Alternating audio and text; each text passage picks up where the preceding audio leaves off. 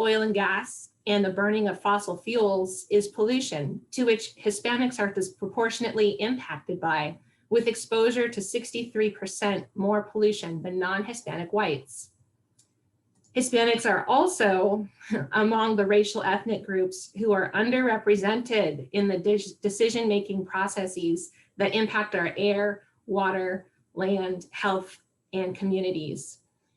These are among the reasons that HECHO seeks to close the gap between underrepresentation when it comes to decision-making and overrepresentation when it comes to impact from environmental harms. At the core of how we can accomplish this is through HECHO's mission to empower Hispanic leaders to engage their communities in the conservation of our public lands. And even more, we believe that everyone should have equal access to the benefits of nature, of course, and our public lands play a huge role in that.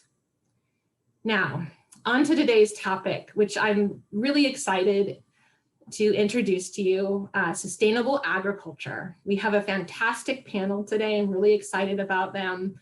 And our panel will focus on agricultural and community stewardship practices that help mitigate and adapt to climate change. Our panelists will discuss the carbon sequestration potential of healthy soils and the vital role farmers and ranchers can play in mitigating climate change. We will also learn how community stewardship, culture, conservation, preservation of generations-old land use practices, and the conservation intertwine through New Mexico's traditional acequia and land grant communities. Like I said, we have an amazing panel, and I'm going to provide a brief introduction to each of them right before they speak. And while our event is focused on New Mexico, we have people joining from many different places. We invite you to use the chat to let us know where you're joining us from. I'm participating today from Virginia on the East Coast on land that was originally inhabited by the Powhatan, which was part of a larger confederacy of over 30 Native American tribes whose territory spanned 16,000 square miles of what is today Eastern and coastal Virginia all the way up to Washington, D.C. Now onto our panel. I'd like to introduce our first panelist, Brent Van Dyke. Mr. Van Dyke is the immediate past president of the National Association of Conservation Districts. He served as vice president of the New Mexico Association of Conservation Districts from 2006 to 2009. Prior to that, he served as the Board of Supervisors chair for the Lake County Soil and Water Conservation District. In 2011, he was elected to represent National Association of Conservation Districts Southwest region on the executive board. Mr. Van Dyke also worked for the State Department, specifically USAID, for more than 15 years as a contract advisor for agricultural projects in Eastern Europe and Eurasia. He's a retired teacher and an FFA, Future Farmers of America advisor. A lifelong resident of New Mexico, Mr. Van Dyke and his wife Kim farm irrigated alfalfa and coastal Bermuda hay in Lake County, New Mexico, and cotton in Plains, Texas. They also run a commercial and registered cattle operation in southeastern New Mexico. Welcome, Mr. Van Dyke, and I'll hand it over to you now. Well, thank you very much, and I appreciate the opportunity to be here this afternoon. I was asked to kind of bring a different perspective, not only a state perspective, but a national perspective on some of the climate issues that we're dealing with, not only in New Mexico, but specifically the Southwest, and some of the ways that we can mediate the effects of those climate issues like drought. And so as I was preparing this talk, I got to thinking about what are the key components to helping agriculture, especially in New Mexico, be sustainable and resilient. And some of those challenges that I've identified is the younger generation not wanting to enter a career of agriculture, because I truly believe that agriculture is one of the tools in the toolbox that can help alleviate some environmental problems that we're facing in America. So, but we've got to have that next generation willing and eager to enter that career. Another one that concerns me greatly is like what's happened in California this year with the catastrophic fires, forest fires. I've noticed in New Mexico, the forests that are best management practices that have been implemented, and where firewood cutting is allowed, and where the locals are allowed to graze on state and federal lands as well as private lands, that those catastrophic fires really don't happen. And we've got to be real careful that we are good stewards of not only the forest, but of the land in general. So as I look at some of the causes of greenhouse gas emissions, I was asked to kind of focus on that, and I'm happy to do that. About 30% of all greenhouse gases are produced in the transportation industry, another 30% in just industry in general, another 16% in commercial, residential at 15%. And then we get to agriculture, and agriculture just a little under 10%. So it's not a huge contributor to the greenhouse gas emissions, and this is of 2018 data, but it is something that we as stewards of the land have to make sure that we're doing our part to resolve any of those issues.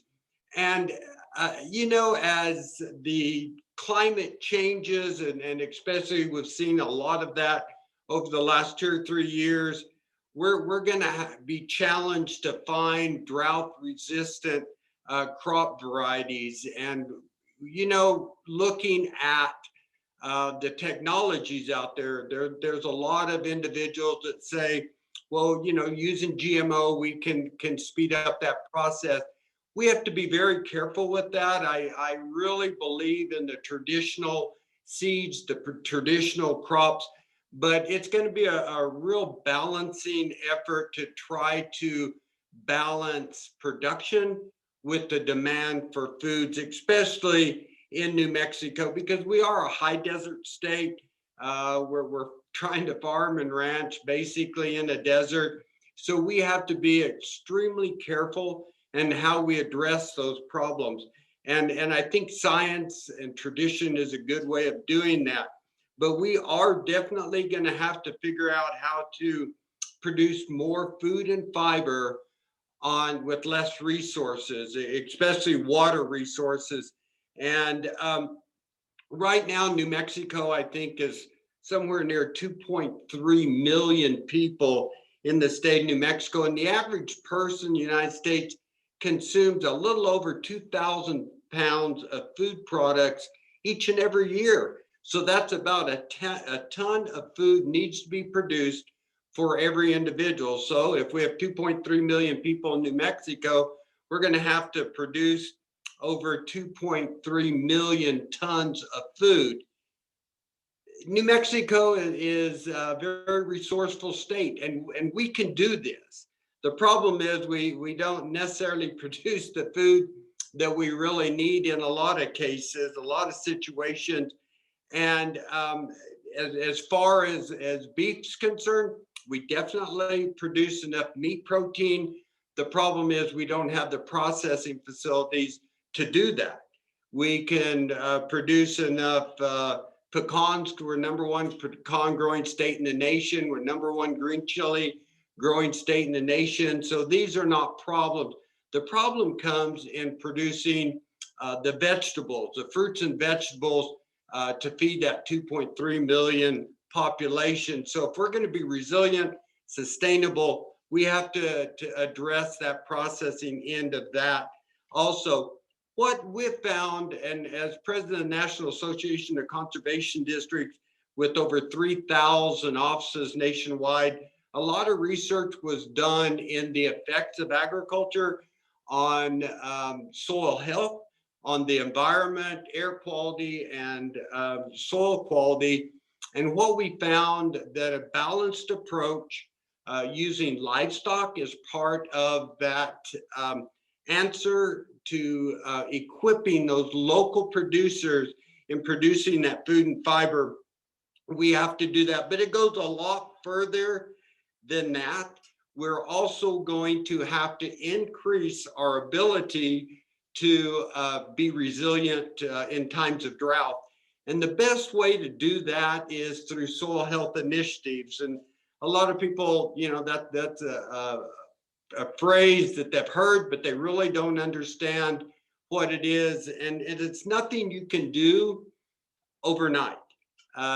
Building up that soil profile and that sea horizon of soil, it takes time and patience. And the one thing about the cultural communities in New Mexico that I've found, they are resilient because they're patient and they do it the right way. And a lot of people in agriculture today don't have that patience, but we have to be patient, but we have to begin working now because it's not a short-term solution for a long-term problem. So some of the things we have to do is, number one, we have got to increase the amount of carbon that can be stored in our soils. And how is carbon sequestered in our soils? Basically, it follows that cycle where it's pulling it out of the air, it's absorbed by the plant, and then it's stored in the roots of that plant and in the soil. So we have to do that. We have to increase our ability to do that. And we can also increase the amount of biofuels that are being produced. And there's a lot of grass crops, a lot of research being done out there that can be grown in drought conditions and still produce biofuels. So we need to do that. We've got to be able to reduce tillage because every time you turn the soil, you're exposing that soil to evaporation. And if we're going to mediate drought, we've got to keep as much soil or moisture in the soil as we possibly can. We've got to expand crop rotation because this will reduce in many cases the need for different types of fertilizer, which might not be affordable in a lot of situations. Planting cover crops. When you plant cover crops, you protect the soil from evaporation. So this is really, really important, making sure that our agriculture community plants those cover crops and making sure to reintegrate livestock into our production systems. I use rotational grazing on some of our improved pasture, letting the animals do the fertilizing in confinement paddocks, move them in, let them graze, they fertilize, we spread the manure, which is incorporated into the soil. So that really, really helps. So there's a lot of things we can do to be resilient in this time of drought. It looks like my 12 minutes is just about over. So I have one more minute. So ending my conversation here, I'd like to say we need to focus on the next generation, educating them on good stewardship, trying to encourage them to stay involved in production agriculture so that we have healthy lands and we have healthy forests. And I appreciate the time. I think they can attach my email address somewhere in the chat box. And if you have any questions or would like to text me about something, please feel free to do that. Thank you. Great, thank you so much, Mr. Van Dyke. That was fantastic. I learned a lot in a short amount of time. So that was really, truly amazing. All right, next, I'd like to introduce you to Kenny Salazar. And I'm going to provide a brief background of his experience. After 31 years of service as a research chemist, Mr. Salazar retired from the Los Alamos National Laboratory in 2005. He served as chair of the Asekiah de la Mesilla for 22 years and currently serves as chair of the Santa Cruz Irrigation District, which encompasses 30 Asekias and 2,400 pacientes. Mr. Salazar also served as chair of the East Rio Arriba Soil and Water Conservation District from 2006 until April of this year, 2020. From 2012 to 2016, he served 2 terms as president of the New Mexico Association of Conservation Districts. Mr. Salazar is an active apple farmer with 69 trees and sells approximately 200 bushels per year. Welcome, Mr. Salazar. I'm going to hand it over to you now.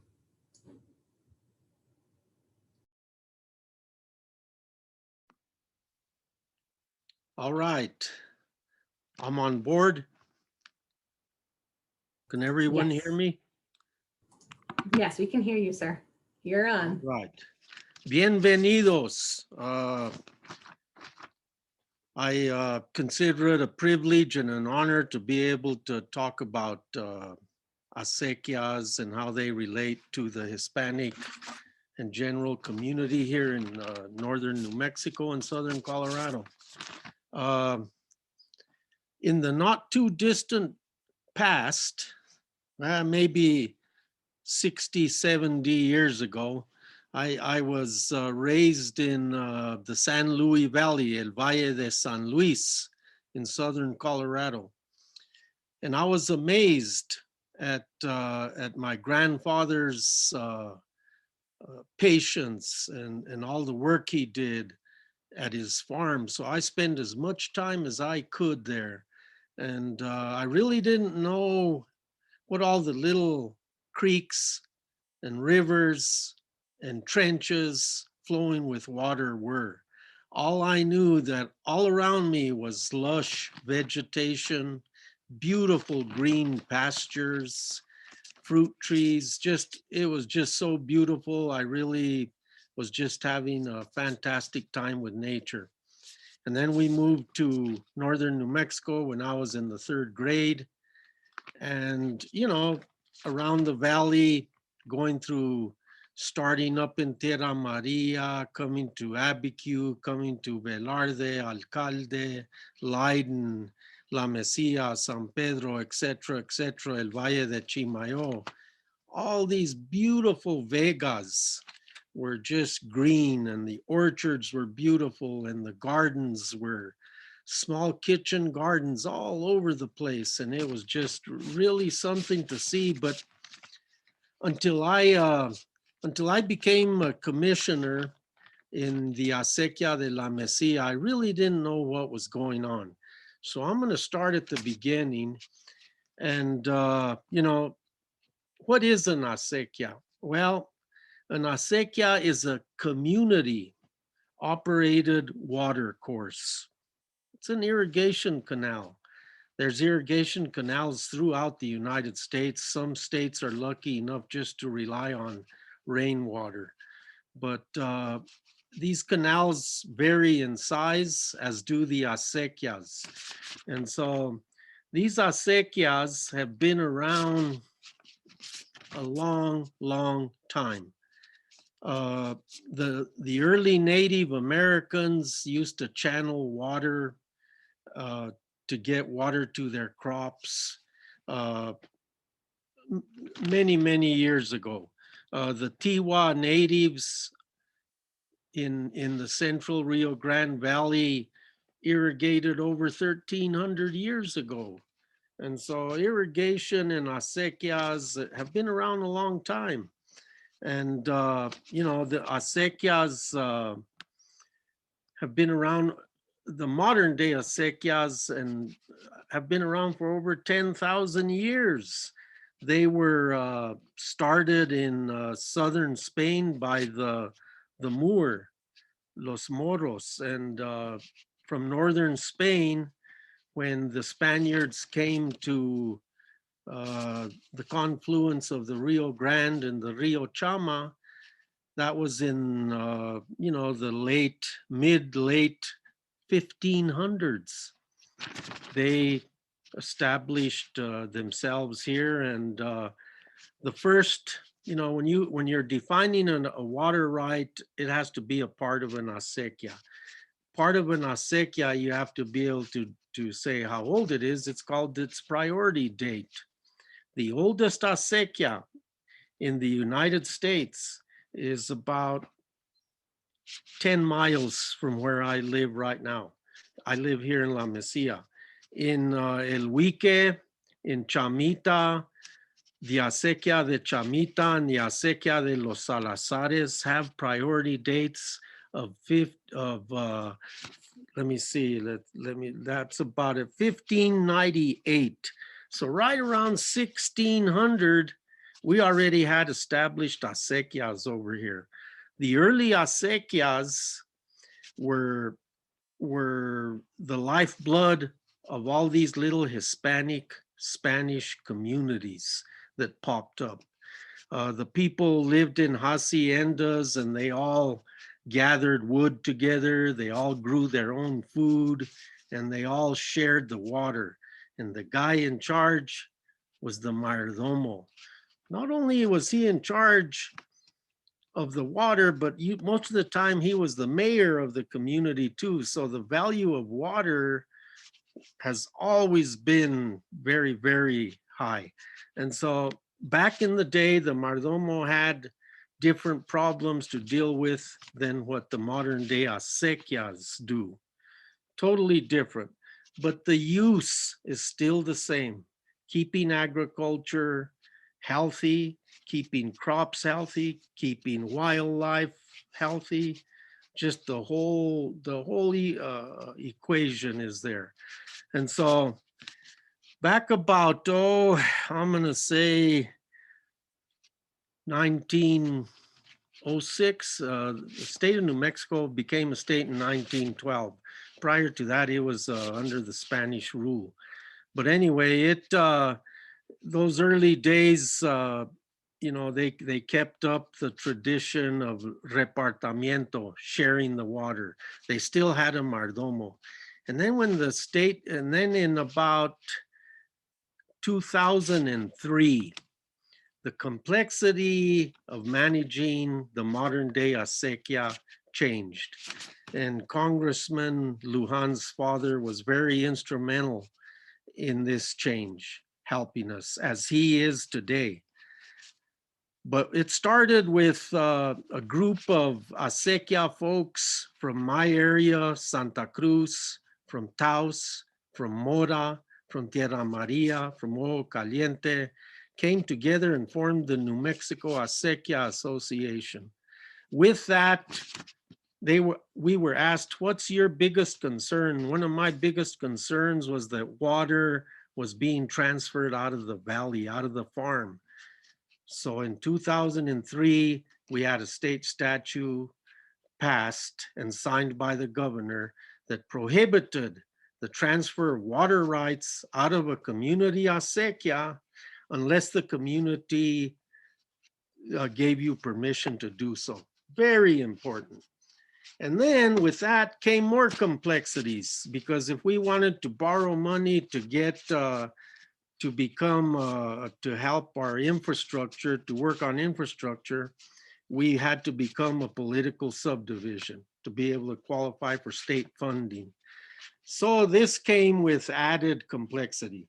You had to have a set of bylaws. You had to have a certain type of election. All kinds of complexities came upon the acequias, but we dealt with it.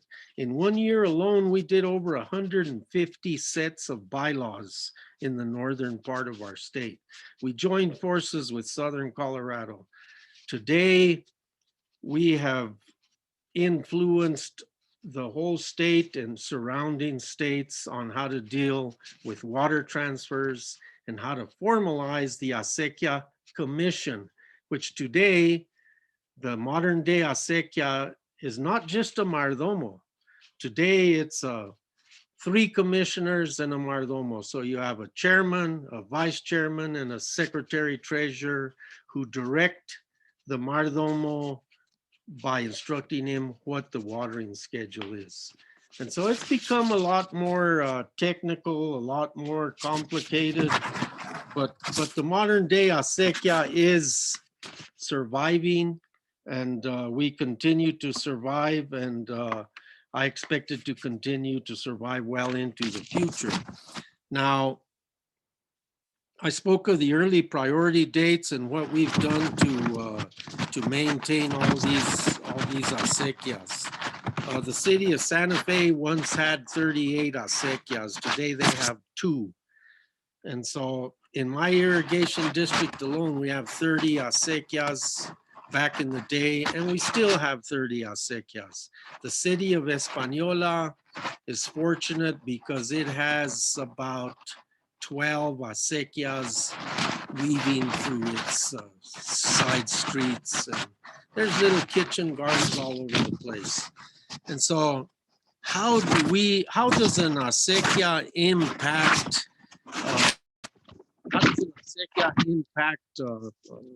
you know, the climate change and things like that? Because acequias rely on snowfall, snowpack in the high mountain elevations, and they rely on this snow melt to come down and provide water for us throughout the growing season. Well, the way you can survive the best is to have an up-to-date infrastructure on your acequia.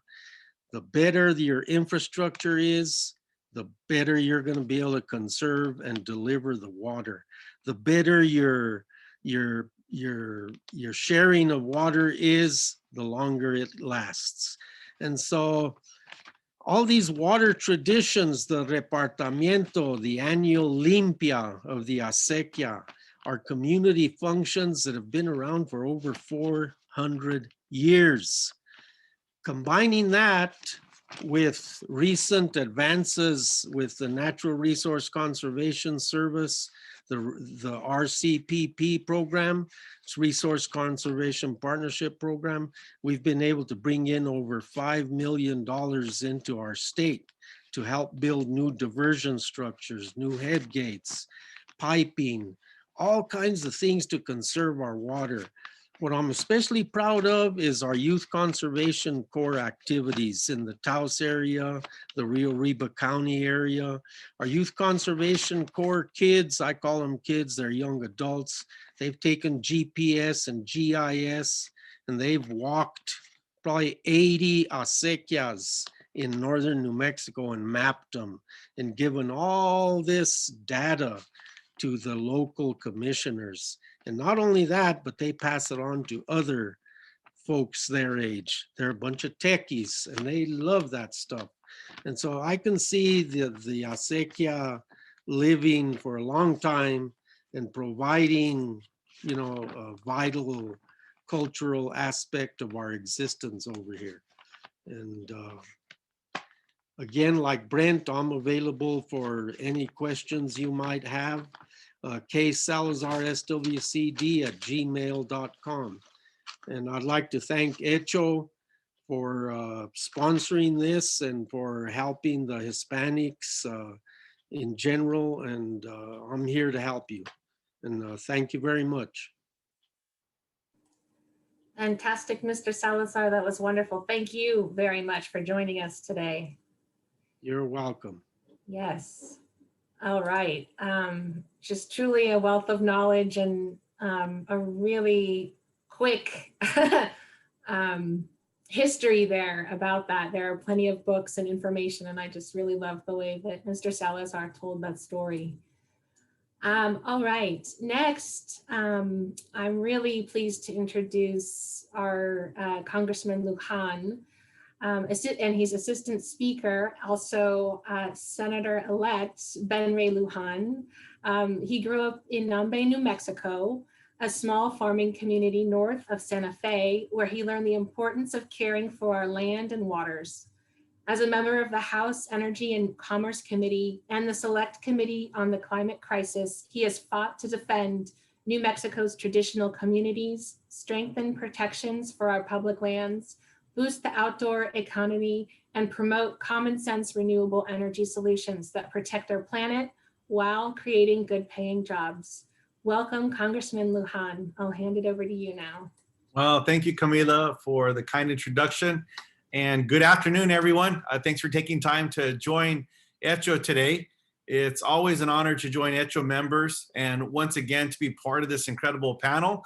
Today with Mr. Brent Van Dyke and Mr. Kenny Salazar, two champions of conservation and New Mexico's traditional communities. As president of the National Association of Conservation Districts, Brent was a friend to New Mexico's land grant and Acequia communities, helping to secure critical support that we needed to manage our waters, our forests, and our soils. He continues to be a trusted voice in New Mexico, an invaluable resource for climate solutions in agriculture.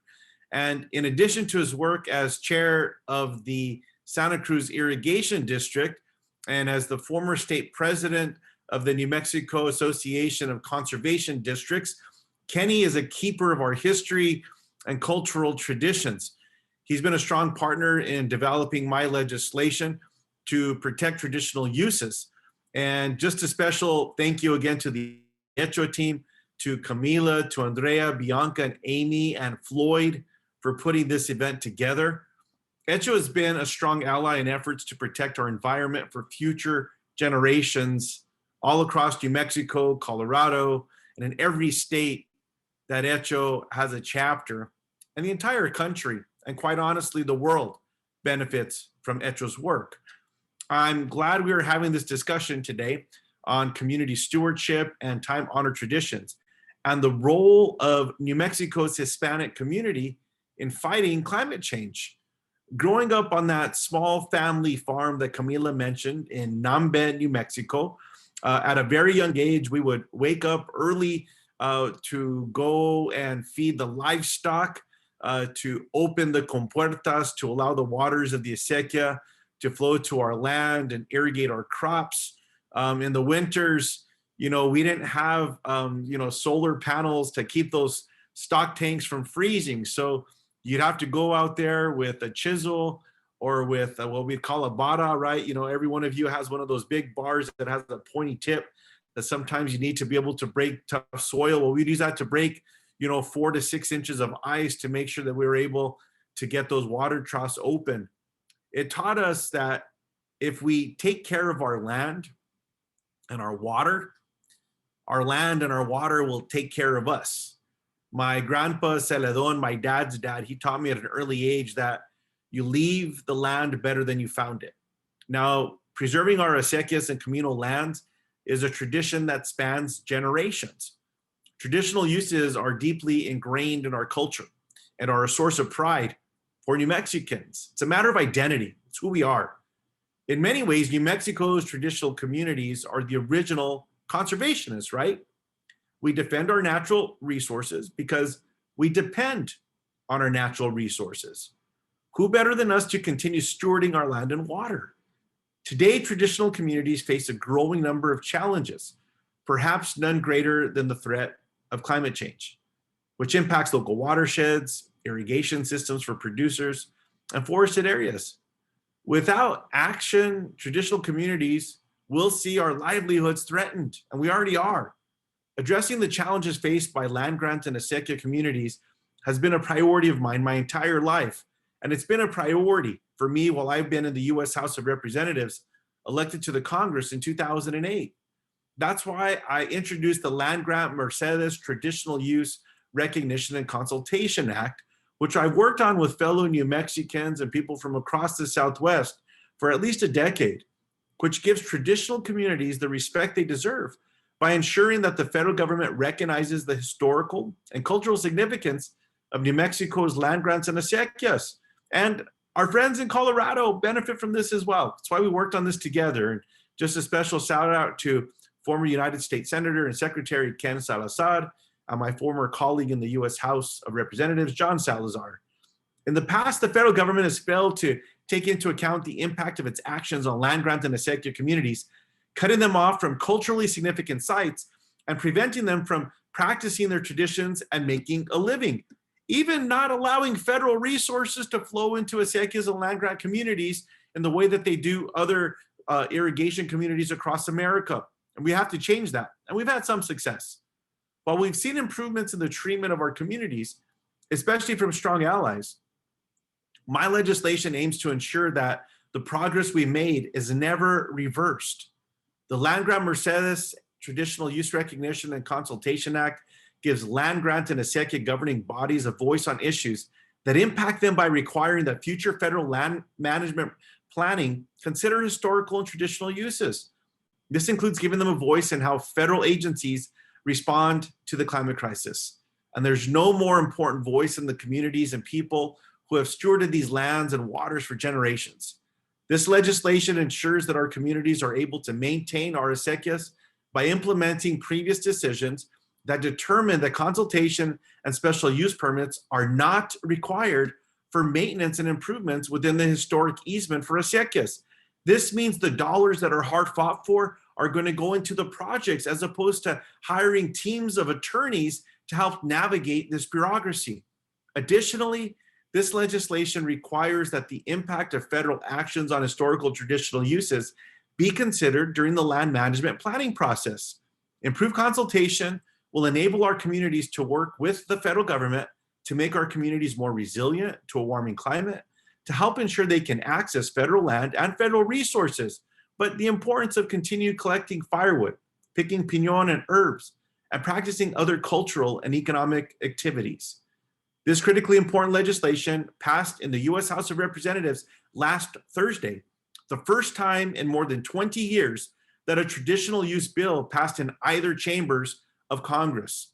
It's a win for land grants and acequias. I'm hopeful that this effort will empower traditional communities to take more active roles in federal decisions that affect them directly, which is something they've been fighting for years, for generations. It's critical to our heritage and way of life. This is not all that we're working on in Congress. Just this week, the House passed the Water Resources Development Act of 2020.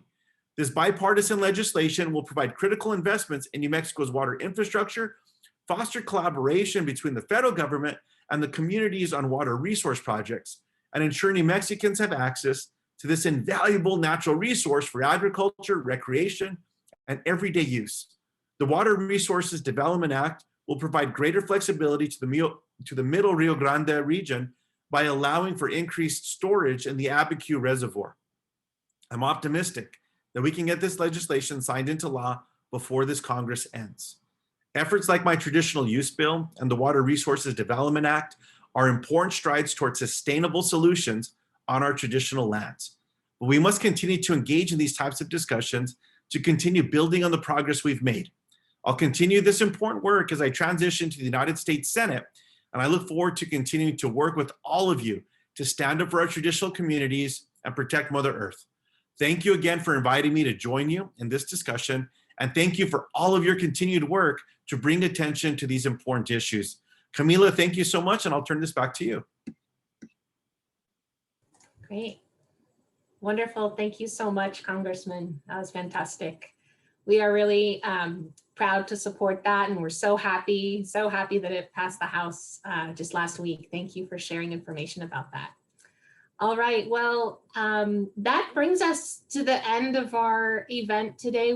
Today, we just don't have enough time to take questions, but if you want to leave a question in the chat, we'd be happy to get the answer to you, or Mr. Salazar and Mr. Van Dyke have left their emails available. And for anybody watching on Facebook Live, reach out to us. Well, you can put a comment underneath this video here, and we'll get back to you or comment or a question.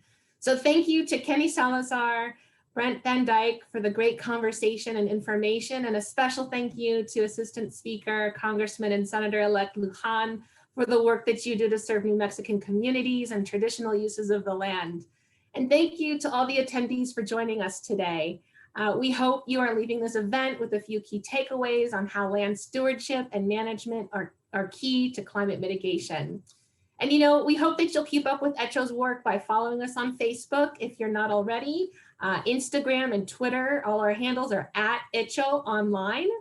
You can join our digital advocacy network to get updates on the issues most important to HECHO's work. We hope you'll join the advocacy network, and we hope that you will join us in the remaining events in our series as we continue to explore climate solutions in action. Next week, in fact, on December 16th, will be the fourth and last in the Climate Solutions in Action series, and we will be exploring solar energy zones in Colorado's San Luis Valley. And you should also check out our holiday cocktails and conservation. Slots are filling up really fast for that, so find those events on our website, hoonline.org, or on Facebook. We really hope to connect with you, and again, thank you so much.